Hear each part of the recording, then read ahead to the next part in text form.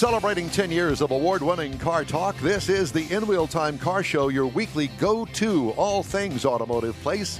Howdy, along with Mike out of this world, Mars, King Conrad DeLong, Jeff Dziekan. I'm Don Armstrong. Glad you could join us on this Saturday. Turned out to be a pretty nice day here in Southeast Texas, where our show originates from, and we're glad. Something you need to get done, or if they're keeping the car long-term and the fluids are coming up to be due, so that way they can kind of look over their budget and be more in control of their expenses. Well, I have to tell you that, and I don't know if everybody knows this or not, but I took my car to her. This was, I don't know, December or January, because the car needed fluids changed in it.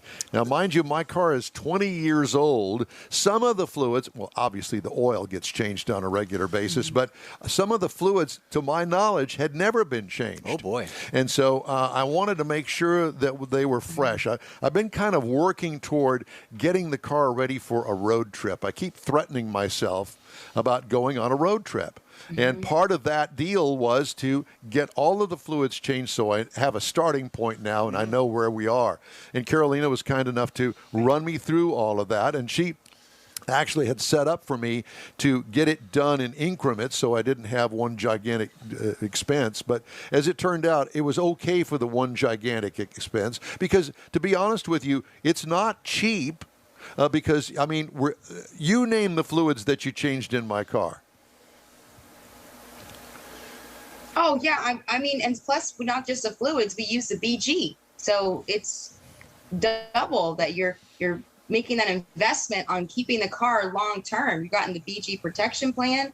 And, I mean, I can't say enough good things about them, obviously, because they take care of my customers and they're happy about it. But being proactive is one of the best things people can do. I think over the last year, many of us weren't driving as much. Maybe your mechanic told you, hey, you're going to need brakes coming up in 6 months. Pandemic happened. We're stuck at home. So now you're going to start driving again, or you want to go to, 2 hours away to visit grandma because now you can finally see her, or et cetera. And you want to go have the car looked over to make sure that you're fully aware of maybe some things that we forgot.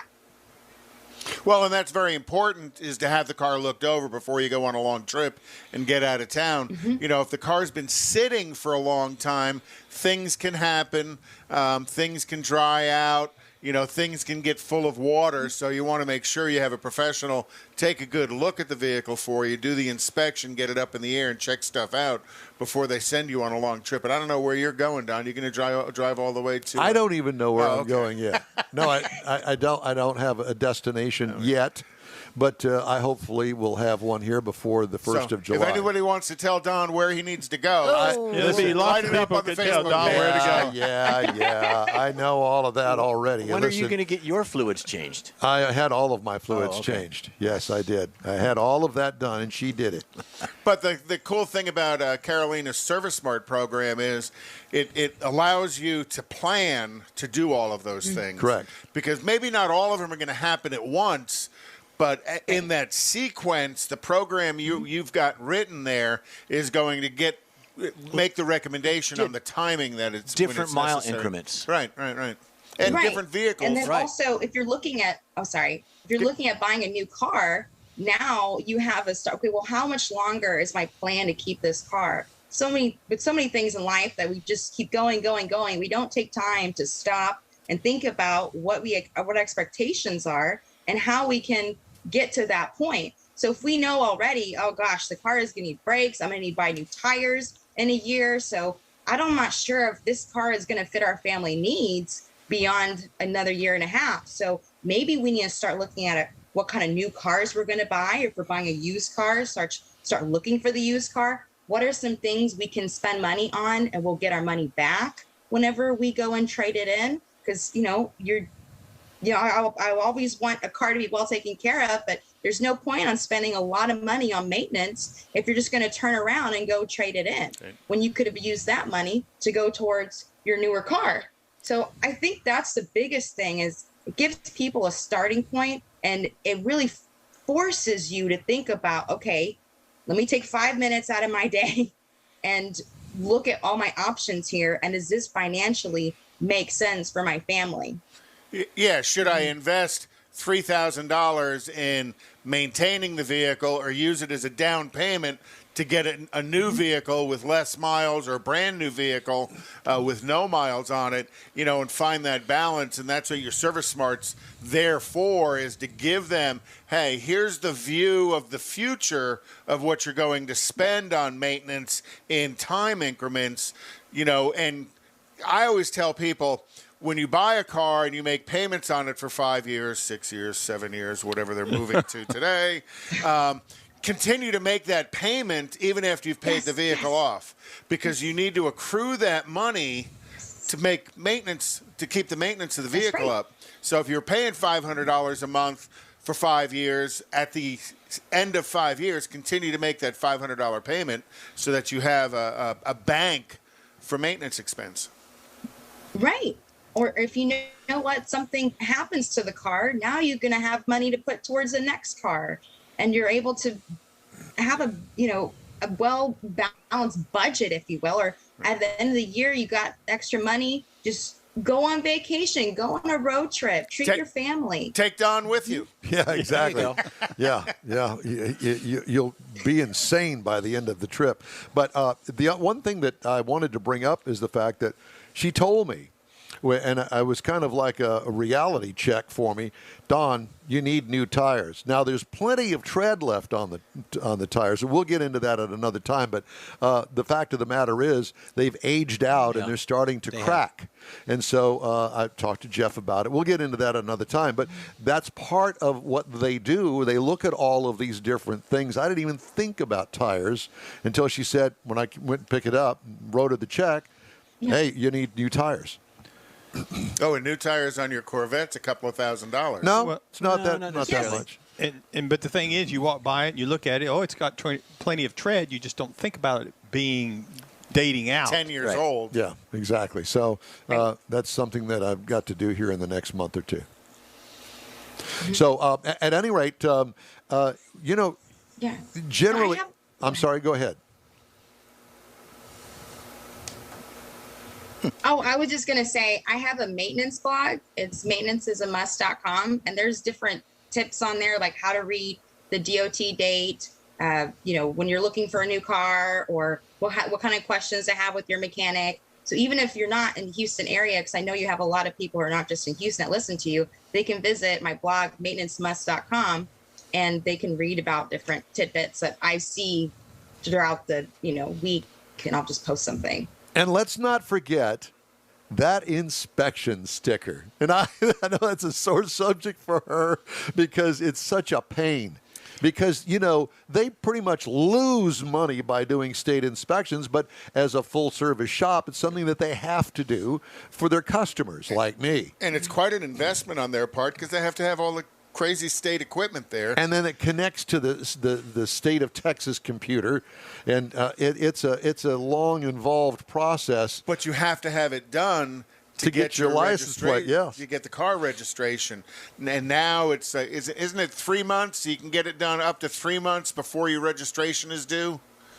Right, it's 90 days. 90 days. So, and that triggers, as soon as they do it, it tells the state that it's done. So when you send your registration money in, they'll send you the sticker that you can put on the windshield. Yeah. Well, but some places you go to, like where I go to, you pull up there, they look at the vehicle, they drive around the block, check the brakes on it real quick, they pull it in, do the headlights, boom, it's done. I mean, I'm talking 5 minutes. You live in the boonies. What I'm saying I don't is, think you need emissions. But we don't need the emissions where we're at. That's a big part of it. But to some place like your shop, I mean, not only do you have to do the emissions, but you also check out the vehicle for the customer. It's the halo effect. Where I go, it's kind of like, boom, you want inspections? Boom, here it's out. Get out of the way. We got another one coming in behind you. Here, we don't even care about your car. Here's just the inspection sticker. Go ahead and take it and be on your way. We used to do that, but we can't do that anymore. But my point being, somebody like her is checking out the whole vehicle for the customer, and you're going to get a lot more out of it than just an inspection sticker.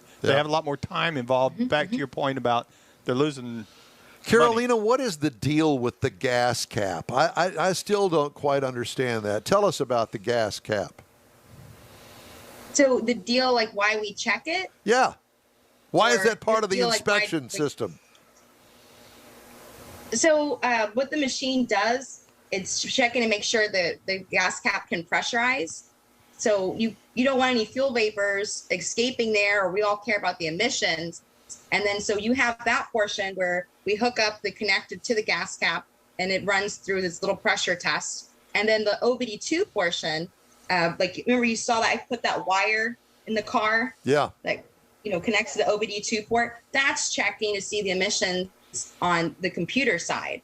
So it's the state wanting to ensure that you're being a responsible owner for the environment. Yay. Yay, me, I am. Not to mention, on some of the newer ones, if the gas cap doesn't seal, doesn't that throw a code and start causing you some some lights to come on? Sensor? Yeah. It'll, and then some cars don't even have the gas cap, so we just say, it's not something that's testable. Yeah, because they have the when you push the gas pump in, that opens up the little trap door. Yeah, the fuel filter, so fuel it's filler. Capless gas tanks, and that's more and more manufacturers are moving towards capless gas tanks. Ford is, GM is, and more are moving to that. So what does that do to the emissions? I mean, does it really seal that well? Oh, yeah. Oh yeah, it seals for sure. And then the other thing is, like you said, if it didn't seal, it'll turn a check engine light on, so that when Karolena plugs the wire in to talk to the computer in the car, the computer says, "Hey, there's a PO442 and it's not Oldsmobile related." Yeah. A I think that's PO442. probably one of the most common. Yeah, PO442 in that world is a large evaporative emissions leak. For me, anything 442 is Oldsmobile related, so it's the old gas passer there. Yeah. We know you. I just had someone who came in yesterday. Her check engine light was on. I was like, why don't you just come by? Let's just pull the code, and we can make a plan. We don't have to think worst case scenario. There's so many different reasons why a check engine light can come on. Just swing on by. And it was the gas cap. And we went to the fuel door, like we popped it open, and it was just completely missing. So that's why the light was on. Wasn't even there. Interesting. It wasn't even there. Yeah. Probably left it on the pump when they were getting gas. I think so. Could have. Yes. The son borrowed the car. So yes. Yeah, it's sitting on top of a pump somewhere. Somewhere. Now right. that would be unusual, because my kids never put gas in my car when they borrowed it. So where is the best place for us to get this kind of information through Professional Auto Care? For the shop is professionalautocare.com. You can read a bunch of information about different vehicle systems. You can find out more about our business. You can read more about Service Smart.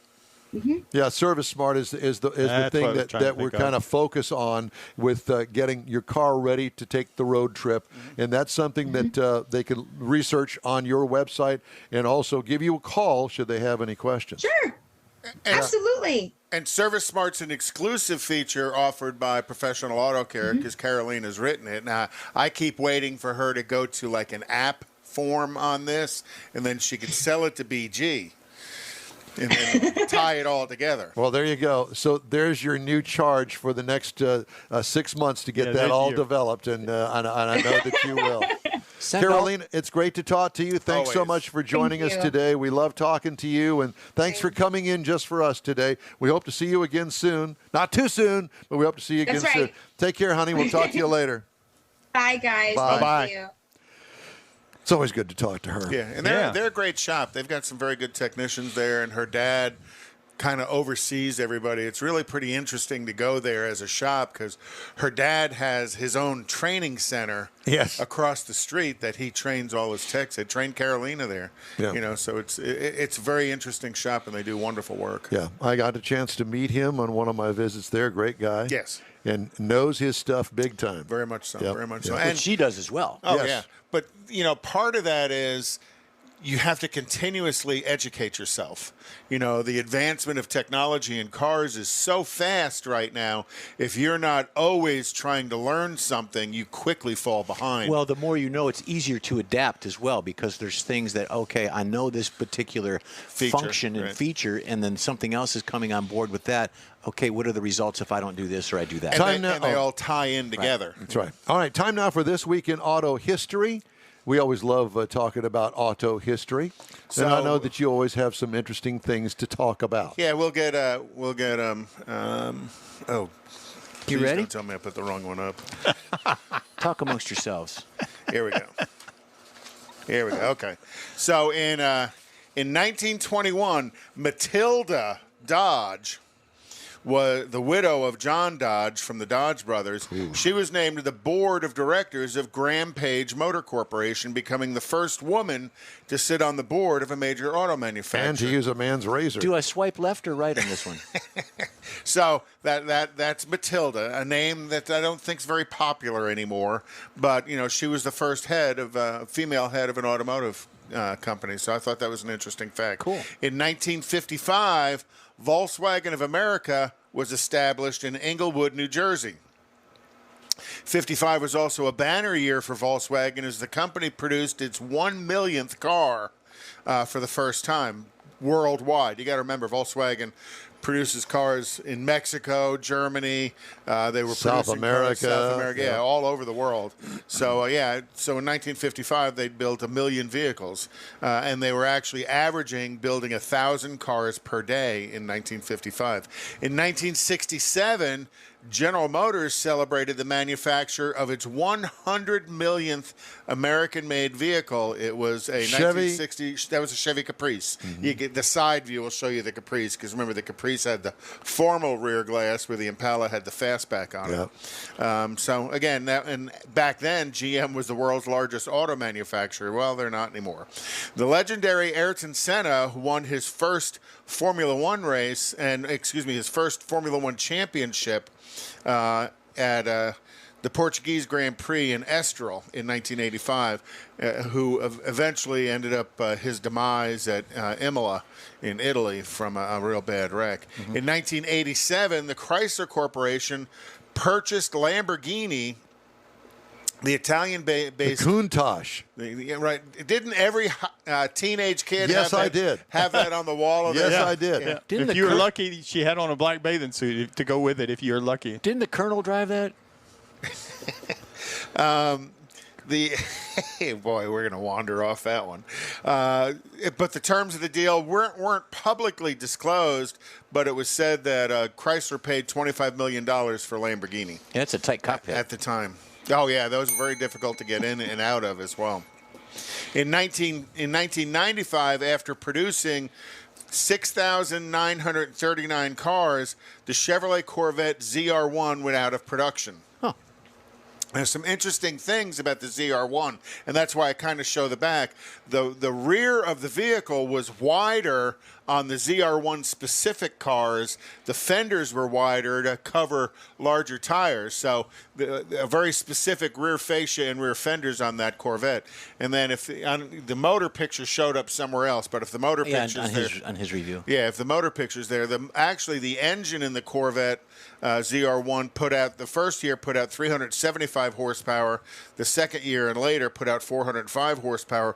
Was designed by Lotus, built by Mercury Marine in Stillwater, Oklahoma. Huh. So, and it was a 16-valve motor, so pretty interesting. And then in 2008, Danica Patrick won the Indy Japan 300 in the twin ring motor Tigi in Japan. And she was the first female to win an IndyCar race. Okay. So, again, interesting facts this week in automotive history. Thank you very much. Time now for this hour's news of the week. Ford Motor Company Wednesday informed workers that it is extending downtime at key North American plants, including at one of two sites that build the top-selling F-150 pickup truck, between 1 and 2 weeks because of the ongoing chip shortage. In a memo to employees obtained by Automotive News and confirmed with the company, Ford said the Chicago and Flat Rock, Michigan plants, as well as both the F-150 and transit van sides of its Kansas City, Missouri plant, will be shut down the weeks of May 3rd and 10th. Flat Rock, which builds the Mustang, and Chicago Assembly, which builds the Explorer and Lincoln Aviator crossovers, have been idled since the week of April 12th.